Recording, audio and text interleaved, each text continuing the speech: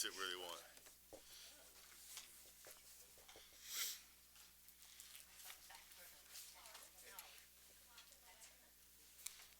Are you giving us seats? I'm sorry, what?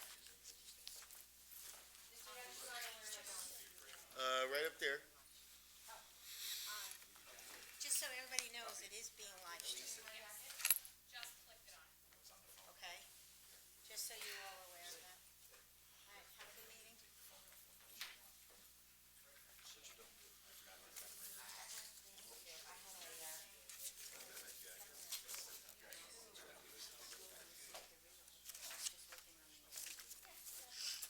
I'm serious about this question for everybody. I thought I had this all nailed down. Where's my ordinance? The resolution, rather. Four? Appointing these characters. I know I got it somewhere.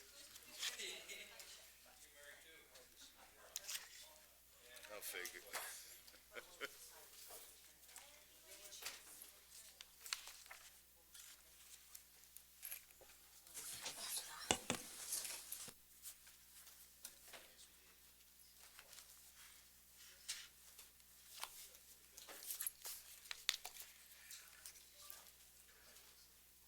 Everybody all set? We are, sir. Okay, the first thing I'd like to do is I'd like our clerk, Chrissy Clipperton, to take care of swearing you all in. And Chrissy, do you want to do it individually, or how would you like to do it? Okay. As they say in court, all rise.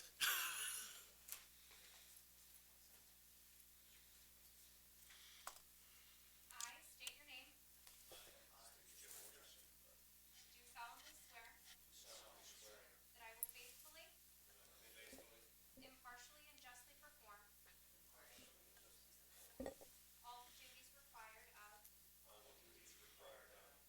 a member of the Rockaway Township Board of Assessment Commissioners for local improvement to the best of my ability, and that I will support the Constitution of the United States and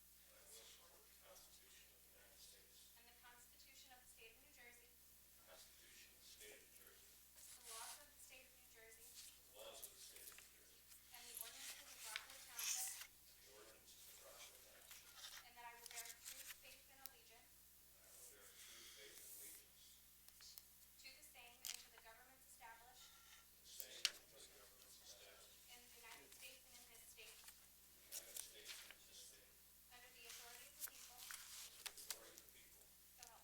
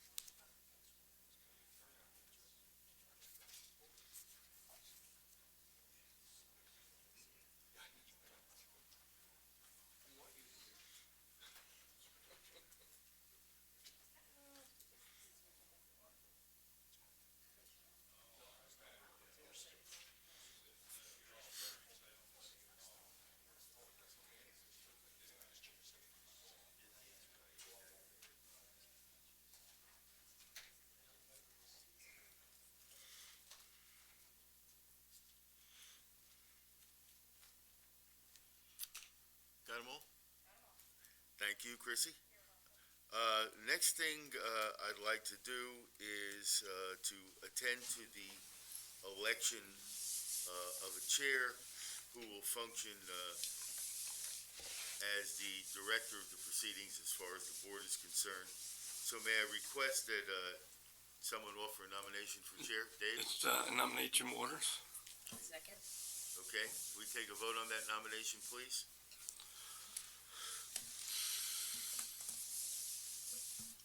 I have a question. Yes, As an alternate, do I vote? yes. I think it'll be fine either way, because you may be sitting there one day, you never know. Well, I just want to know. It is Rockaway, God knows what will happen. All those in favor say aye. Aye. Those opposed? Motion carried. Thank you for your confidence. You all should have, or have with you, or have seen our agenda. Let me just give a brief overview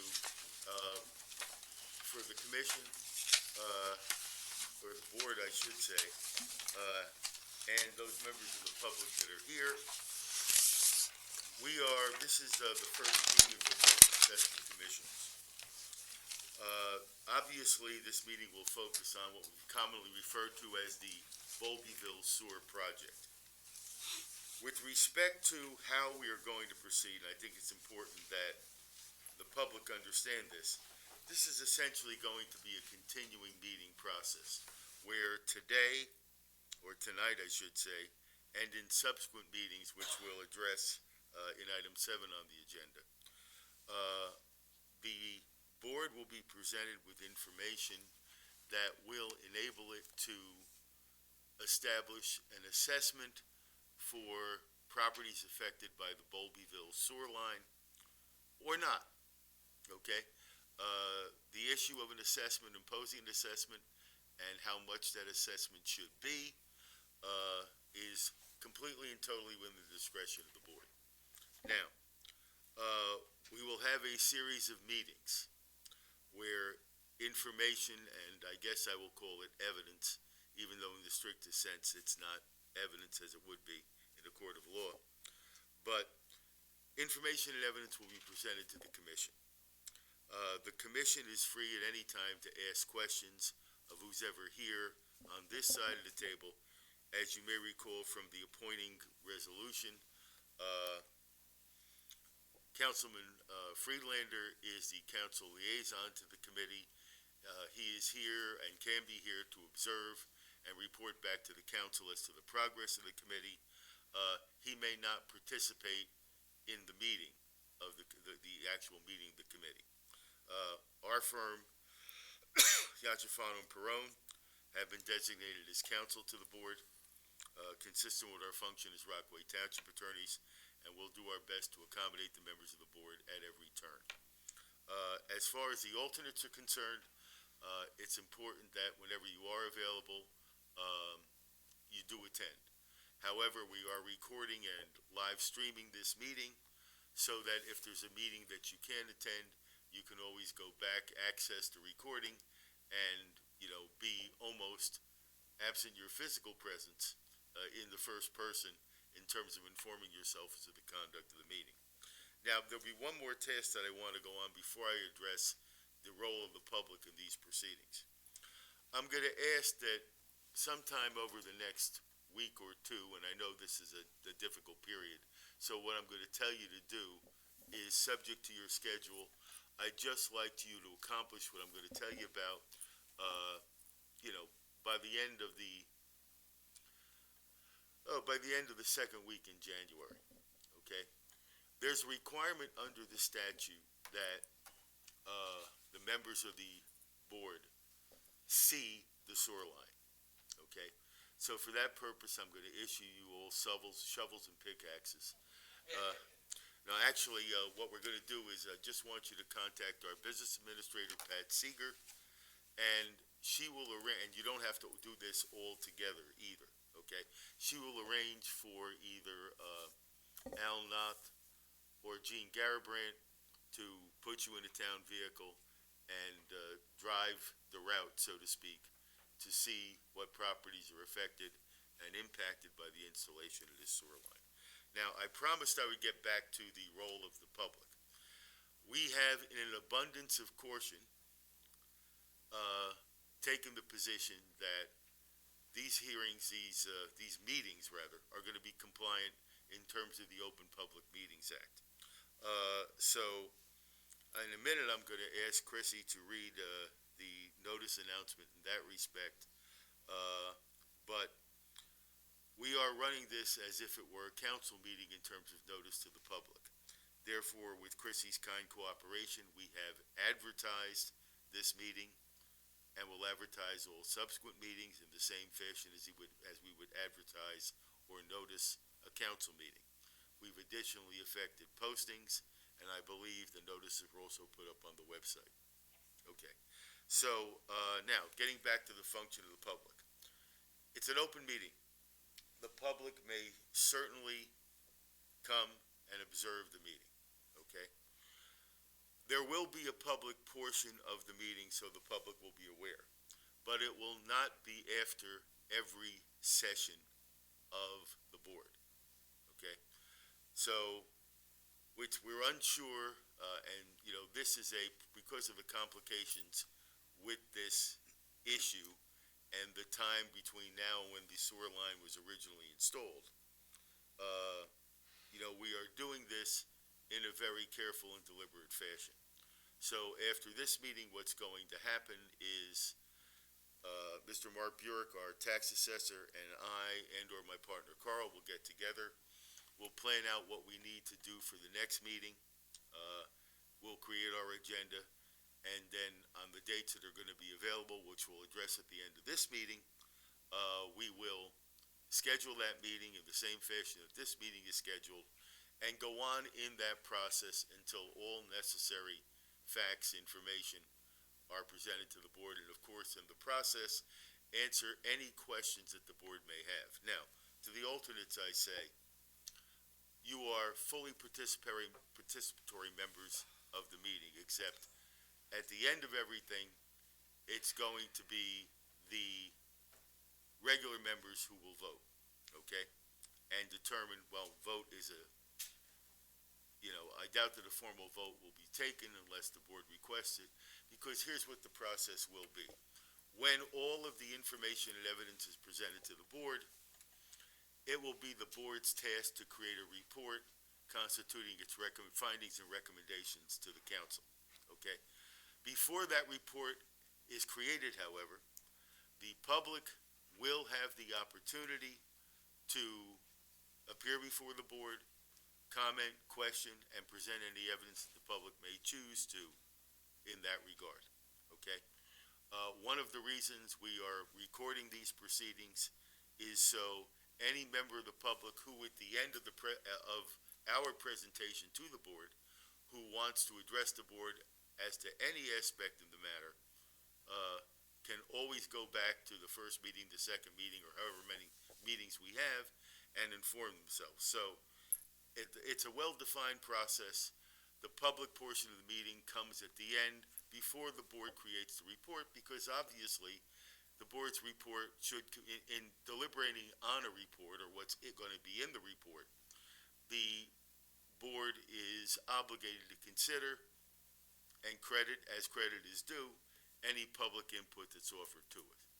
So with that, unless any member of the board has any questions. Yes, ma'am. Sorry. When creating the report, is that done in public or is that done in a closed session? Is it a public process to create that report? The report will be created by the board, okay? And if the board requests it, we will draft the report for the board. It will be a draft report, okay, which will be followed by another public session, okay? So the public is not going to be excluded from input either before the report is created or after the report is created. Then, based upon any public input,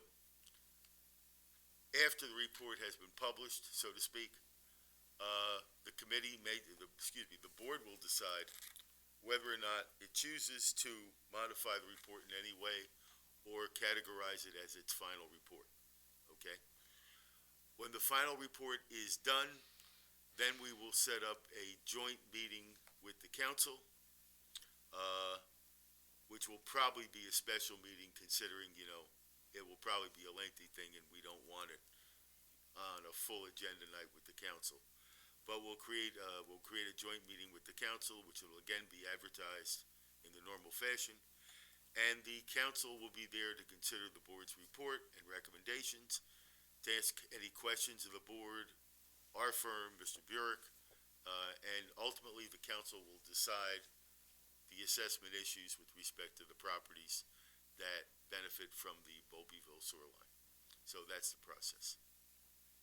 So there will be, in fact, 2 public sessions, because we want the public to have the opportunity for input, both before your report is issued and after your report is issued, okay? So that should be the process that will follow, ultimately ending in the council. Okay, if there's no other questions, yes, sir. Will there be any reason to have a meeting that's other than a public meeting? There may be one aspect of the information that we need to submit to the board that could include a reference to or a discussion of potential litigation, okay? I will tell you that a report, a very comprehensive report, was presented to the council a number of months ago, and that issue was addressed to the council, but the board doesn't have any information on it, okay? The board should have information on it, and because, I haven't given enough thought to the essence of that. It is certainly a report that could be discussed in closed session, and probably should be, but we'll cross that bridge when we come to it. Will we have access to that report that was from a couple of months ago? At the appropriate time, yes. Yes. Anything else before we move on? And just one thing, Mr. Yachifanov, assuming we email amongst ourselves, is there a particular number of people or specific list of people that we should carbon copy? If you communicate amongst yourselves, that's always a touchy subject, as you know, with OPMA. And the general rule is try to avoid substantive communication, okay? You can certainly communicate when you're talking about, will you be available on February 14th? Or what? Why did I know I was going to get a reaction from a woman about that? Why did I know that? Okay. But, non-substantive communication is fine, okay? But we will handle most of that for you. If you feel a need to, as a general rule, you should avoid substantive communication between each other. But if it's absolutely necessary, considering there are only 3 regular members who are voting, it's pretty much impossible to affect substantive communication, because when 2 people are talking to each other, guess what? That's a majority of the regular members of the board. So I think, considering the eternal and annoying scrutiny which we seem to be under here in Rockaway Township, with people who are constantly inventing causes of action for litigation, it's best to, cleave to the rules as much as possible. So that's what we'll do. Okay. Thank you. Mr. Chairman, what I'd like to do is I'd ask for you to for the board to formally designate Ms. Clipperton, who is our township clerk, as a clerk for the Board of Assessment Commissioners. Thank you, Ms. Clipperton. Assuming that you're agreeable, we'd like to appoint you officially as the clerk to our commission. Thank you. Thank you, Mr. Chairman. Now, our item number 4 on our agenda is an overview of the process and function of the Board of Assessment Commissioners. I've outlined it in a very general form. Mark Burek, our tax collector, is here seated to my right. He's probably going to be seated to my right before the county tax board tomorrow. Mark and I just love spending time together. But the bottom line is, I want the commission, the board, I keep calling you the commission, the board to know that Mark has been of absolutely invaluable assistance to our firm, going way back, starting when the late Mayor Datchison asked us to look into this about 3 years ago.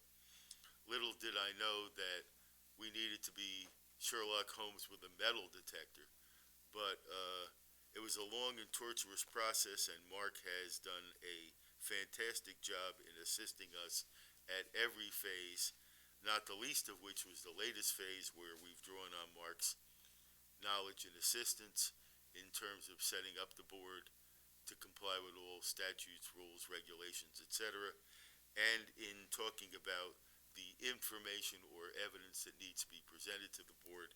So rather than take more time babbling, I'm going to turn it over to Mark at this point, and ask him to address item number 4 on the agenda. Mr. Yachafano, should Yes. we read the OPMA statement into record Thank before you we for do. reminding You're me. welcome. This meeting was advertised in the Daily Record and the Star Ledger, the official newspapers for the Township of Rockaway, on December 11th, 2019. Notice was posted on the official bulletin boards of Rockaway Township. Thank you, Chrissy. Mark, you're up.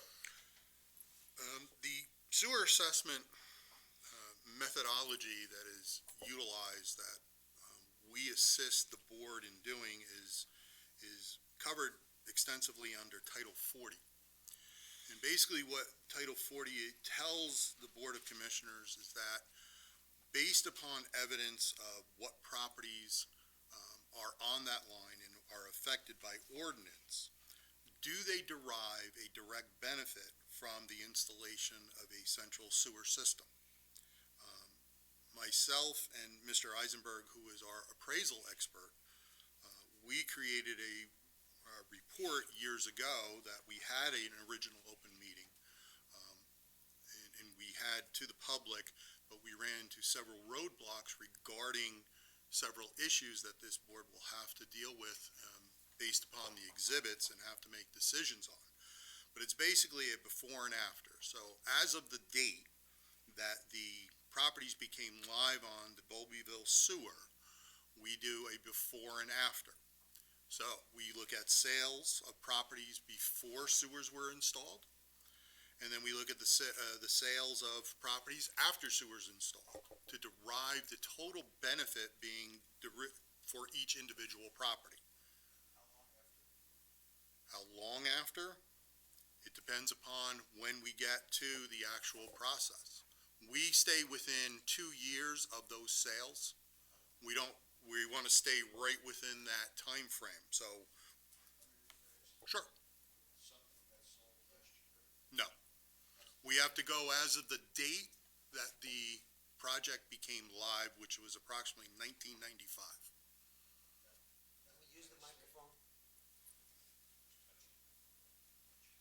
I'm sorry, is that the latest date you would use? That is yes. Okay, thank you. So we create that analysis based upon the difference of sales, differences in the sizes of the properties to derive the benefit. Once we derive the full benefits for each property, we total the value up.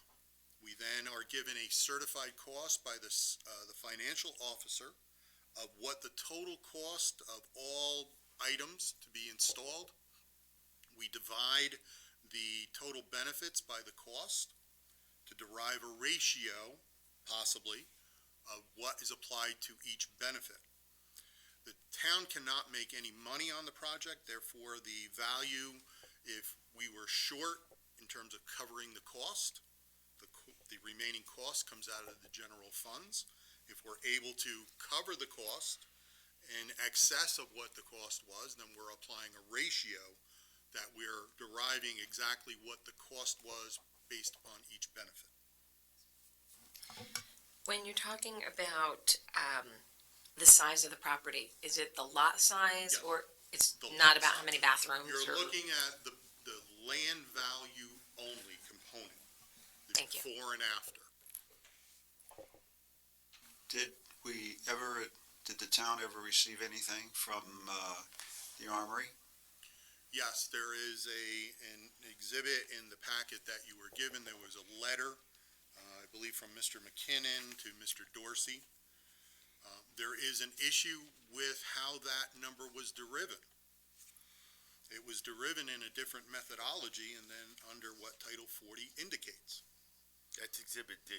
Was there a dollar amount associated with that? Yes. If that's what was stated there, because nothing I read, $278,000. nothing ever said we actually got that money that I saw. Correct. We did, though. But again, the methodology, again, they're just saying there was so many lots. There is no plan of how many lots. There is no indication of how many lots could be built upon there to derive that value similar to how all the other properties are going to have their benefit determined on a before and after value. So there is a conflict of, they did it based upon how many gallons they were going to use, which True. is different than a before and after value. True, but if they gave us $278,000, would it be fair or reasonable to deduct that from the total cost and take that number and go forward? Yes, but again, it raises the issue that it's done in a different method than what the statute indicates. Would you then advise that we maybe look at this in two ways? With, Right. with that money as not received and then received, calculate the ratio out, assure that it was done as close to that number as possible, and then, yeah, gotcha. Yes.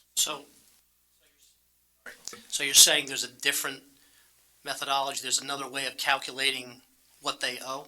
That's correct. And do we have those two comparisons? And Given that. okay.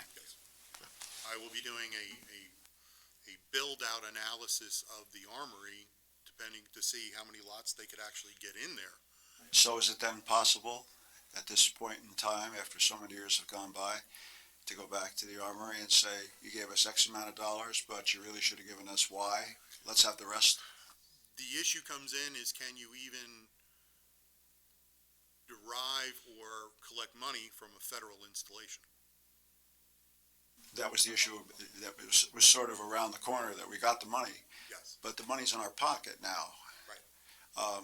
Could that number, I guess what I'm saying is it feasible or reasonable to assume that it's possible to go down that path again, saying that number was wrong, it should have been this number, and get more money, even though we're not supposed to get the money? It's feasible, but I highly doubt it. There's gonna And- be a significant Yeah, jurisdictional issue. Is it possible that we took too much money? It's possible. Okay. Possible. Well, we're not gonna give it back. I understand this is almost paid for, and I think the Army paid almost 300,000, part of a million, 278,000. 288, 278, part of $1,000,003 and change, so it sounds to me like they probably paid a pretty good share. And so the commission is aware, I think, as a result of the process, which we're gonna get into at a subsequent meeting, and which Mark will explain in very good detail. Yes, I think what we're trying to get at is how much money was actually assessed to the affected taxpayers, regardless of who kicked in how much money, but how much was each property assessed, and was it fair in retrospect? And I believe we've almost paid off the bonding on that, have we not? That I don't know. Okay, thank you. So that in conclusion of this little discussion, it seems reasonable, and maybe you can tell me if it's not, that the number we should start with is not the cost of the project, but the cost of the project less what we got from the armory. Correct. Let me suggest, though, that before we get into this area, your questions are fine, but I think you're gonna have a lot of answers when at a subsequent meeting, Mr. Burek gets into the actual nuts and bolts of the evaluation, and I'm reasonably sure that he will also have a recommendation for you as to which assessment scheme to follow. I think that's fair. I know each of us have our questions. I've got 3 pages that I'll get to at some point. Sorry for but jumping the gun. I think it probably works better if we let you make your presentation and then take a shot at you after it's all over with. Absolutely. Thank you, Mr. Chairman. So once we develop, which we already have basically developed as part of the packet, we attached the Eisenberg appraisal report, which was a preliminary report. And we amended certain items into that report that shows the benefit analysis. But we then ran into another issue years ago of who actually tied in. Because at the time, certain septic systems were failing. They were permitted to tie into the Dover line, but they still pay a maintenance fee to the township. Therefore, do they receive a benefit? That's something the board will have to make a decision on how they do things. Also, since the last time the ordinance was done, we've had multiple subdivisions of properties over there. The legal question comes in, should we be amending the ordinance to include those properties, or do we have to stand by the original ordinance and go by those properties and find the original property owner and apply the assessment to them? These are all issues that, as we get into the nuts and bolts of the properties, issues that the board will have to make decisions on. And I'm sure before we're done, we're all going to be really happy with that decision-making role. One thing I'm gonna add to what Mark has just told you is this. Those of you who have paid attention to council meetings over the past 2 years know that were always inquiries made by certain council members concerning the history of this project, which we exhaustively dug out. At one point, we envisioned ourselves as, one of those archaeologists hunkered down in some Egyptian tomb with a little brush. Be that as it may, I will tell you that most of the history is irrelevant. There are critical issues, but, questions like, why didn't the council move in 1995 or whenever to finalize the assessment process? The answer to that is, A, we don't know, B, we don't have a time machine, and C, we probably will never find out. In any event, it is irrelevant to what you're going to be doing. There are certain historical facts which we'll discuss at a subsequent meeting, chiefly pertaining to noticing property owners on the line, and the legal implications of that we'll discuss when we address the legal breakdown of what may result from any determination that you might make. So, yes. I'm mostly asking this because I think you're going to say there's nothing that can be done. If in fact, as we go through this, it turns out that there was malfeasance by anybody back in the 90s, I'm assuming we've passed the statute of limitation on calling them out on it. Well, look, I am here, as Mark is here, to assist you in your determinations, okay? We are not going to develop facts that would form a basis for subsequent action on anyone, okay? The evidence just won't be there because in large part, as I just said, we don't know what, why, and how it happened. And that is to say, the non-assessment of property owners at the time when, for all intents and purposes, it appeared that the sewer line was ready to, well, the line was done, the assessment could have been finalized, but for some reason, it just went poof. So I honestly don't think we're going to reach those issues. Okay? Thank you. Okay. Mr. Press? Yes, a question. With reading in the packet that about what could possibly happen, potentially happen with the Armory property, about like you're saying about the number of houses that could be put in there and everything. I mean, what are the odds, knowing what we know about the government and government properties, especially around here, that would ever be sold to anybody? I mean, it's not, I'm sure, I understand we have to go through all the go through all the steps and everything, but it seems like it's something that we have to know, but the chance of it happening, Well, I wouldn't think would be very. Commissioner, I don't know if that's going to be a subject for your concern, okay? We can only, if the board chooses to establish an assessment and the amount of an assessment, it can only base that assessment on what is, okay? Not what may be, okay? So, the chief purpose of my comments, respectfully, is to focus the board in terms of what it should do and to not permit the direction of any focus on what it can't do or what it shouldn't legally address, okay? It's a complicated process, and that's what I repeatedly thank Mark for guiding us through. But it's a very finite process. It's a very focused process. Isn't it true that the entirety of the Armory property is in the town of Dover? I can't answer that question. No. I don't know. No, it's in Rockaway Township. You sure? Okay, He says He's the tax assessor, I'll take his word for it. okay. Provided I get a All of it is discount. Rockaway Township? There's only a small possible section up in the back, but the entirety of the parcel is in. And where the building is, for example, that's Rockaway? Yes, it is. Okay. the water park is Rockaway. Because maybe the sign entering Rockaway Township was planted in the wrong place then, or entering Dover was planted in the wrong place. We can go out tonight and move it. I think from our perspective, If you're doing nothing after the meeting, we can Yeah. address that.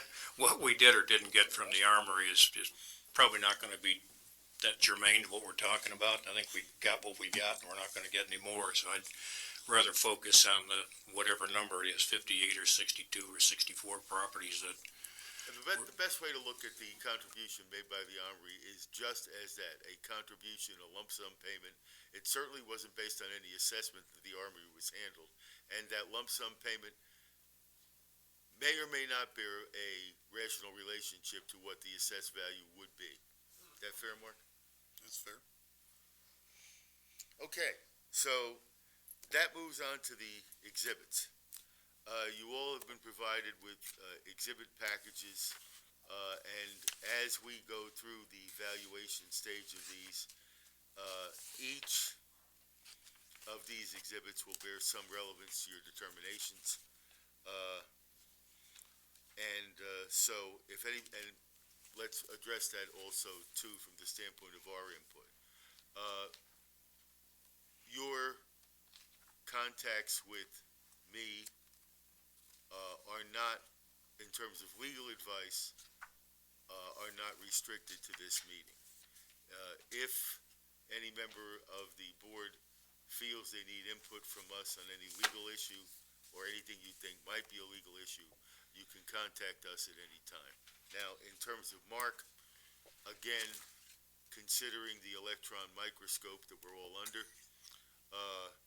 I would prefer that any contacts you have with Mark occur within the context of a meeting. Certainly, if there are questions that you might have for Mark, my suggestion would be for you to put those questions to our office. We will then, in a coordinated fashion, line up any questions that you have and make sure that they're all addressed fully at the next meeting. Now, that doesn't prevent any more questions at this time or questions based on the exhibits you've read if you have anything else. So it's all yours. We've been provided with a number of ordinances and other documents here. Are we sure that this is everything that is in the 30-year history of this project that is in the control of the township, or that are ordinances related to this particular property? Given the time that has passed and the difficulty we had extracting what you have before you, okay, the best and most honest answer I can give you is that to the best of our ability to determine, that is it, okay? Chrissy Clipperton, our clerk, was kind enough to assist us in many ways. Let me just say this, that in terms of local legislation, which would include relevant ordinances and or resolutions, there is nothing else that we have been able to locate. Thank you. There is a resident, I understand, who used to work for John Dorsey, who opined that she had a great deal of information, written records on this project. Did the township ever, in fact, get those records from her? No one has contacted us or any member of the administration, either directly or indirectly, to offer any information, evidence, or commentary. Because I don't think we'd like to be sandbagged by, everyone's done a diligent search here and come up with the records that they've found. And we base our decision on that, to have someone step forward with a 3-foot stack of stuff and say, hey, why didn't you deal with this? Wouldn't be the best outcome that could happen. We are being recorded, we are being live streamed. So, if I may request your permission to do so, Mr. Chairman, I would ask anyone out there who is viewing this meeting who has information that they deem relevant to come forward. Thank you. It's an excellent suggestion, Mr. Giacofano. Thank you. Okay, so now we're to the point where, excuse me, if the board has no other questions, we need to determine determine the schedule of our future meetings. And I think the only practical way to do this is to just go one at a time, because we really don't know how much we're going to be able to cover in the next meeting. Chrissy has been kind enough to develop some dates, both in January or into February, and I'd like to suggest one definite meeting at this time and then a tentative follow-up meeting after that. I think that's as far as the board should go. It's even, I will tell you candidly that when we get into the merits of this, you will be hearing, in terms of live input or live testimony, almost entirely from Mr. Burek, as things develop, and we'll take Mr. Burek's guidance on this. We may or may not have a need to bring in Mr. Eisenberg, but we'll reserve that determination for a later date. So Chrissy, can you tell us what you've got for us in January?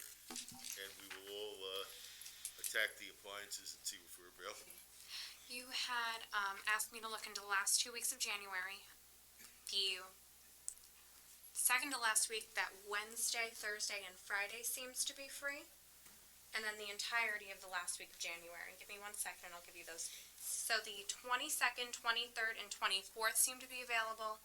And then the 27th through the 31st of January. Okay, Chrissy, would you give me those again, please? The 22nd through the 24th. That's a Wednesday through Friday.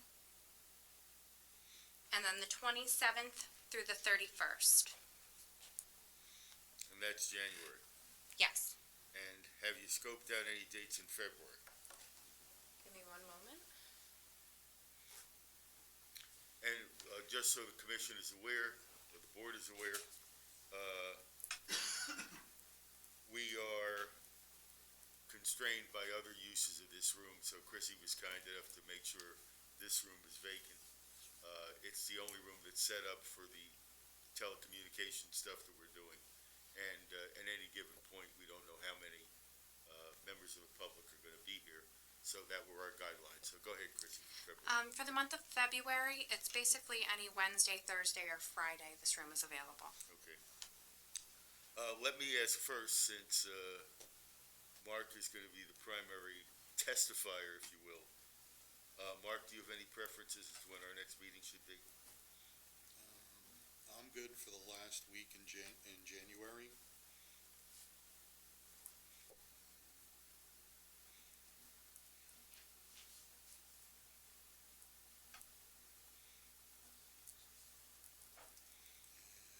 And the second week in February, I'm good on a Wednesday or a Thursday. Okay, Chrissy, would you say the last week in January, that's, okay, the week 27th through the 31st. 27th through the 31st, okay. Whoop, hang on.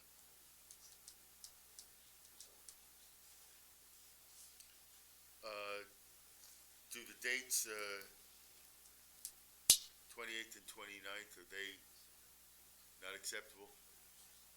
Yes, no?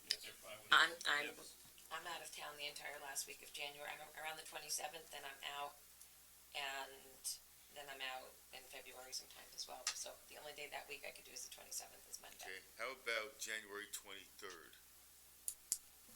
As far as no, yep. I'm fine. Good. I'm fine. Okay, so we'll set up January 23rd as our next full regular meeting.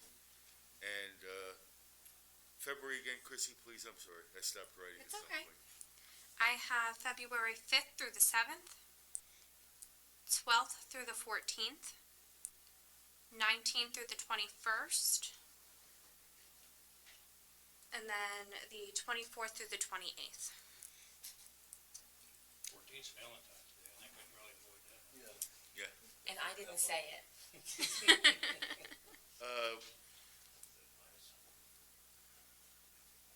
How about the 20th of February as our next tentative meeting? Is that okay with the board? Yeah. It's good.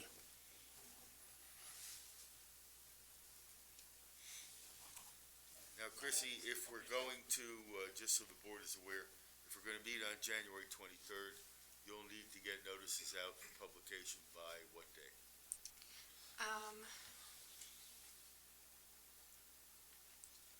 I would like to get the notice out the first or second week of January, just to play it safe. So we will look at January 23rd as our next regular meeting, and February 20th as the, if needed, as, and I'm sure it will be, as our follow-up meeting tentatively. And then we'll schedule from there. Once, I will say to the board that, and I'll invite Mark to comment if he agrees or disagrees, that once we get through the detailed presentation, I think things will move relatively quickly after that, to the point that I don't know and obviously can't predict how long the initial public session will take, and then following the issuance of the board's preliminary report, we'll have a public session after that. The preliminary report will obviously be published, so any member of the public can view it, and then I would think that we would want to schedule the meeting public session following the report publication, at least a couple of weeks after that date, so any member of the public who's interested will have time to review the report, digest it, et cetera, et cetera, et cetera. So, that brings us to... Quick Yes. question. There's a small chance that I will have to be in San Francisco February 20th. If I'm out of town, will I be able to call in if I have any questions during the presentation? So I'll be on the other side of the country. That would be a determination to be made by the board at that time. Yeah, I think we can think about it at that time, just try not to miss 6 meetings in a row, okay? I promise not to miss 6 meetings in a row. And if I'm away, I will provide my flight arrangements with you, so you'll know exactly where I am. Thank you. And you will not be permitted to ask questions concerning the whereabouts of Mayor Datchison's computer or cell phone. No such question should ever cross my mind, because it's Don't listen. Okay,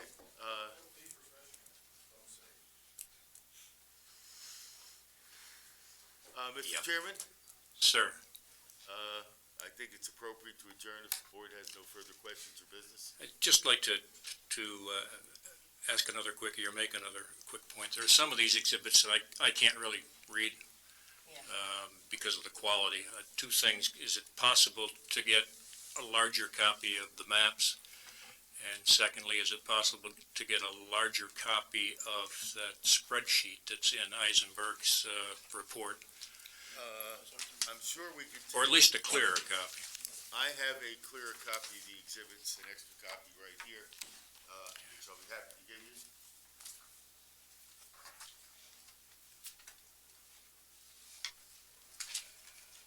Any other member of, we have more copies, Pat Seeger has additional copies, so anybody that has any legibility questions can contact Pat, she'll get you a better copy. As far as the chairman's questions concerning maps, Sure. We have the 2-foot by 4-foot versions. yeah, we have large maps, Mr. Chairman, that are available just by contacting Mark or Pat. And we also have a large color-coded map that we're going to bring in at some point, just to make it easier for you to look, that was created by Bob Sheard, which will show you where the line runs in color, if you will. And that'll be there for your viewing at a subsequent meeting. But if you want larger maps, just contact Mark or Pat, and Pat's probably the best one, because then she can bother Mark. And we'll get them to you. We'll arrange to get them to you, or you can pick them up, whatever's convenient. Could you have the maps available during the meetings so that if anybody from the public wanted to view them, they can just be at the side table? When we get to that point, we certainly will Thank have you. maps available. The run-through, the drive-through, or looking at the area, if you're already very familiar with the area, can you opt out of that? I would ask that you go, okay? Because the statute requires that you do so, and we want to make sure that you're taken out by an employee who knows the line precisely and can show it to you, so that after you've all done it, which I hope will be by our next meeting, and Chrissy, I'm going to ask you to remind me to do this, we can take the roll from everybody to confirm that you've actually driven the line, so to speak, and seen the properties that are affected by the line. I do have a question about, You've had 5 questions. I know, I'm sorry. I got lots of questions. As we're going into this, there was one thing that jumped out at me while doing my reading, and that was the arrangement with Dover in terms of basically us agreeing to subsidize certain aspects of the project. Are we going to be provided with, I know there was mention in the report that had we put in a pumping station, we would have gone another way, and instead we chose to go through Dover, and thereby we agreed to give 20, I think it was, houses access to the line. Do we have any of the data on what the pumping station would have cost if we went a different way? Just so we can get some context here? I'm going to ask Mark to address that, but before he does so, again, what could have been, what might have been, is just not going to be relevant to what you're supposed to do, okay? And the issue of what Dover properties are on the Rockaway sewer and what Rockaway Township properties are on the Dover sewer, that will all be explained to you, because that, I know, is an issue of interest and concern to a number of people. I appreciate that. I think that there's some members of the public, and myself included, to just try to understand the context of, it may not be in our purview to answer why they did what they did, but if we provide more data than less as to why a decision may have been made, it might just make things a little bit more clear, maybe to members of the committee here or to the public. So if it's available. Let me put it this way. I guarantee you that Mark's presentation will be very detailed and very diagrammatic. And if you have questions after that presentation, I know you'll all have questions, but if you have questions in that specific area, or if that doesn't answer your questions, then feel free and we'll do what we can. But please understand that I'm hesitant to address speculative areas that don't affect what your function needs to be and what it should be under the statutes. One more thing about Dover. The total cost of the project served to create the capability for those certain number of homes in Dover to hook up as well. One would think that those homes should pay for this sewer line just as much as the Rockaway properties have to pay for it. But since it's in another town, how to make that happen would be an interesting exercise and probably in futility. I'm going to give you my understanding. Again, I'll ask Mark to correct or supplement me. My understanding is that the Dover properties that are on the Rockaway line are paying to Rockaway Township, and the Rockaway Township properties that are on the Dover line are paying to Dover. No, there are some there are, I think, 16 or whatever the number was, that are actually physically in Dover. Yeah. That did take advantage of the line. They're not on any property line. No, that's what I just said. And we have no power in Rockaway Township, any way, shape, or form, to assess them of anything. But yet, they should be assessed. They were never referenced in any ordinance or never referenced in any memorandum that I have come across that says that we would, in exchange for X, give Y, or that they would be subject to a sewer assessment. So it's a quid pro quo. Right. It was never any, and if you read the Dover agreement, there's no mention of it anywhere in the Dover agreement. And did they pay a sewer fee every year to us? No, they paid it Dover. I think the feeling of anyone looking at that, I wonder if they pay at all. looking at that agreement was that our side didn't negotiate that thing very well. But there's nothing we can do really to go back and correct that, or I think we can make a determination is that how much did it cost to hook those people up, and was it fair to apply that to the residents of Rockaway had to pay for the whole thing? That's something we can look at down the road. And Mr. Chairman, Mark is going to provide you with a methodology to address all of this. But we were given from the finance officer. We're giving a certified cost. The total cost of the project. It's not from the standpoint of an appraiser for me to question, well, how did you get to that cost? We're just given that cost and said, well, where are the benefits? How do you apply them? It's more for the board and the commissioners to decide, how do you apply that? What do you apply it to? What is legal? What is not legal? That's part of the job that you're tasked with. So again, when you look at the memo, it says this was the certified cost of the project. I didn't get into the details of, they put this much, this cost is the cost.